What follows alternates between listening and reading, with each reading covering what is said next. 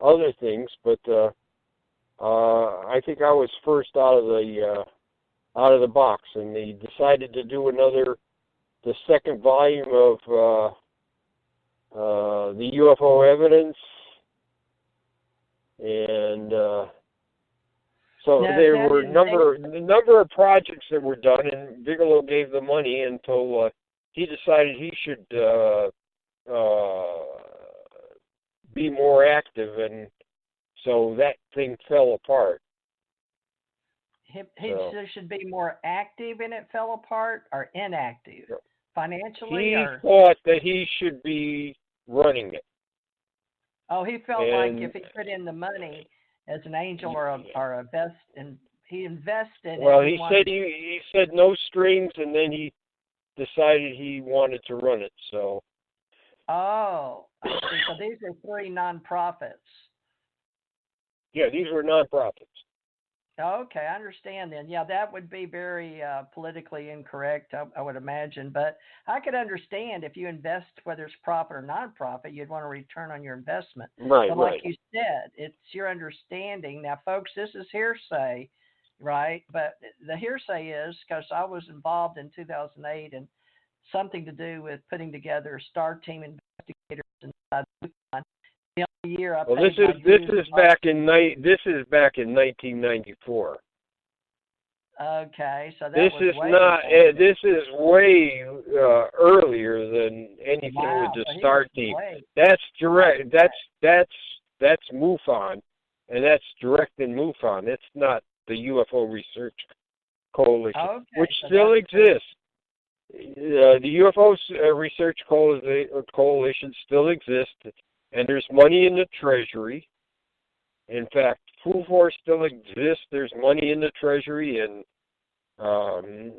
CUFO still exists. There's money in the Treasury.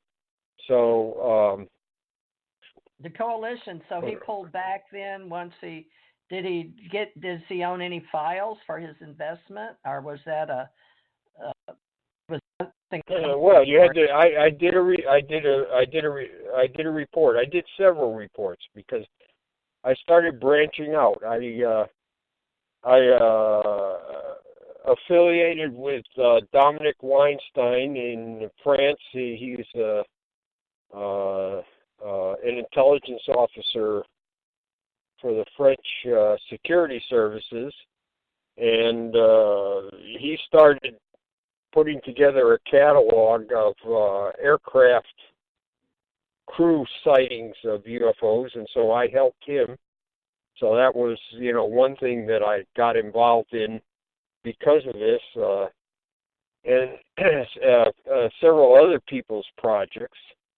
Well, that's important, Jan, because now you're not only talking about your history in collaborating with various nonprofits for the United States files, but now you have a collaboration with the country of France, which makes it an international endeavor. Right. Well, yeah. See, Dominic was not at the time. He was not doing this for the French government. I'm just saying that this was a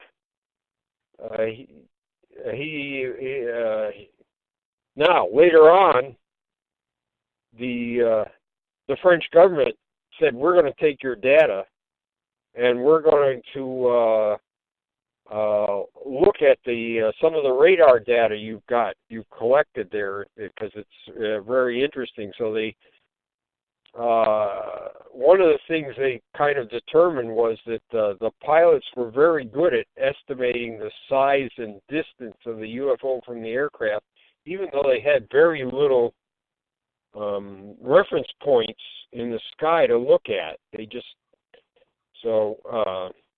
They were good because they were used to looking at their equipment and being right. So the French space program has a UFO committee inside it, and so they contacted Weinstein, and they used his data that, not just I provided a lot of data for Weinstein. He said, he says, you give me the data, and then I put it in a catalog and publish it. He said, you're doing all the work, but that's not true. He was getting people in Spain, Italy, England. So he was doing European theater? Yeah, well, Australia. People were sending him stuff from all around the world. So this is, it's about, he has about 1,800 sightings by aircrew from about 1916 to the late 1980s. Did he put it in a book or data archive? It's online. It's online, and you can look at his catalog. It's at the NARCAP site. So, Doctor. Let's tell people real quickly here. It's we've only got about 24 minutes left. So give them the name of your website and the one we're talking about with Mr. Weinstein. What's his first name, and how do we reach his files in NARCAP? And they're international, not just USA files. Is that correct? Yes, they're worldwide. Yes. Worldwide. And well, I mean, it was a process, because some, UFO cases become solved during so we would have entries in his catalog, and we would find a solution to them, and so then they would fall out of the catalog. We'd take them out of the catalog.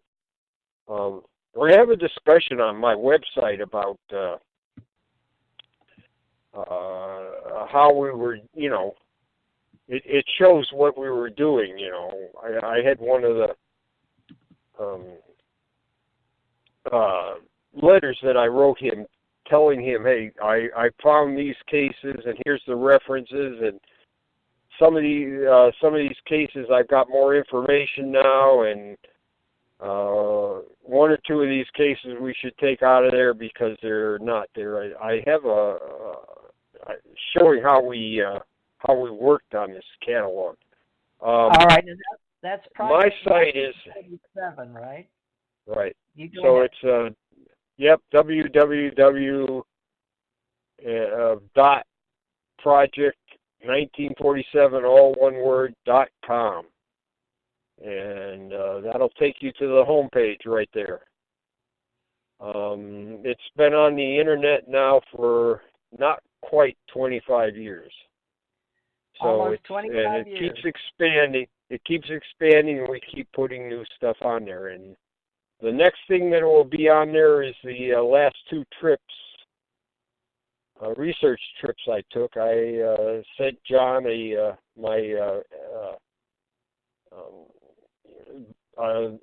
Project 47 webmaster. I sent him trip reports on the last 2 trips I took this year. So now that'll be the next thing that's on there. 47?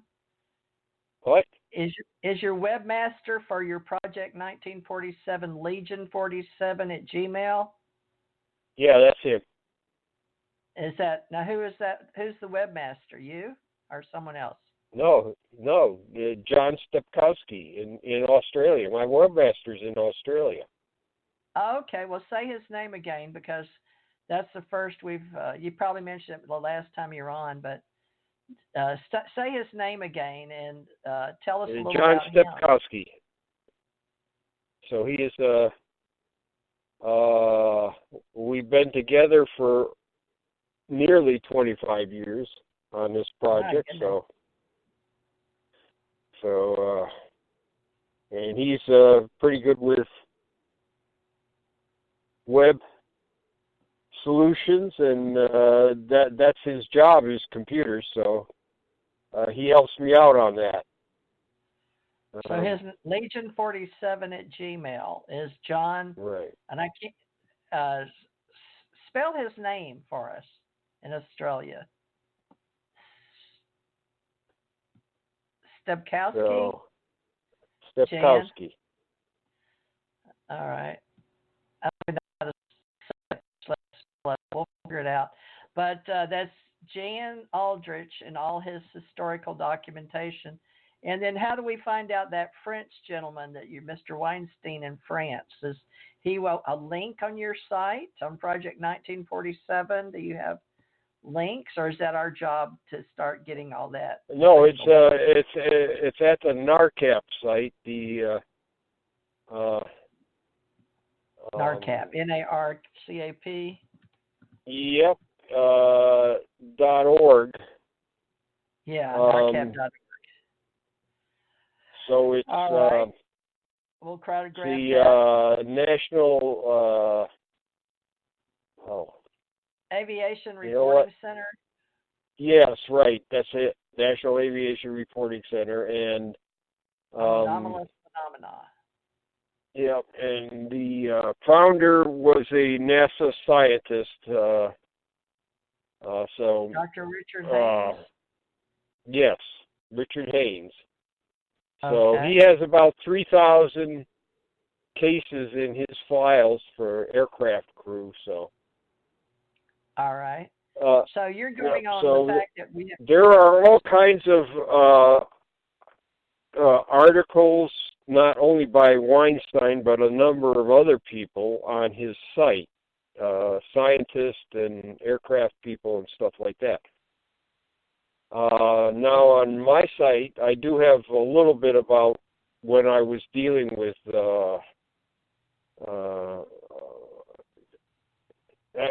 he is, like I said, he is in the French security service. He's a captain. So when Captain Weinstein we were working on a thing together, I have a document on there you can look at that shows how we were doing this. Now that's on your site, which is Project. That's on my site, and I want to say on my site I have a number of articles by other people that. Okay. So yeah. So there's Keith Basterfield in Australia, and he was instrumental in finding a large number of official Australian documents and getting them out to the public. And so he has written several articles and put up about a dozen catalogs of different things like trace cases, electronic interference cases, occupant cases. So he writes on my site. Number of Paul Dean, Barry Greenwood writes sometimes for my site. So it's just not my site. In fact, Keith had so many things on my site at one time. I told him it's not the Project 47 site anymore. It's the Keith Basterfield UFO research site because we have so much stuff up there. So. Well, you do have an awful lot of data, and do you have any idea how big your archive is? Is it very costly to keep up with all this data that you've got digitized in your one site? It's got to be pretty thick. It is pretty expensive. We get a break from the